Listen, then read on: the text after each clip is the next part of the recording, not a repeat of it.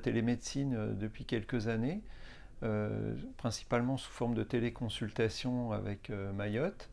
En fait, Mayotte, c'est un département qui est à 2 heures d'avion de la Réunion, où il y a beaucoup d'enfants, 160 000 enfants sans chirurgie infantile localement, et où il y a un déficit d'environ 7 000 consultations par an de chirurgiens infantiles spécialisés en orthopédique, en viscéral ou en plastique. Donc nous assurons une partie de ce déficit par des missions et aussi par des téléconsultations que nous avons commencé depuis 3 ans. On en est à 1500 téléconsultations que nous avons fait, qui nous permet de suivre des enfants opérés, de préparer des hospitalisations, préparer des évacuations sanitaires, grâce à une infirmière localement qu'on a formée, qui peut examiner les enfants. Tout ce suivi à la fois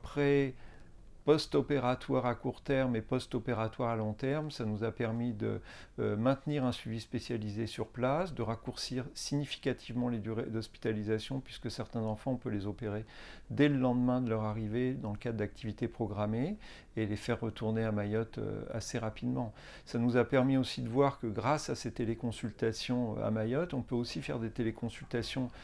à La Réunion, car dans certains cas, on peut faire presque aussi bien en voyant les enfants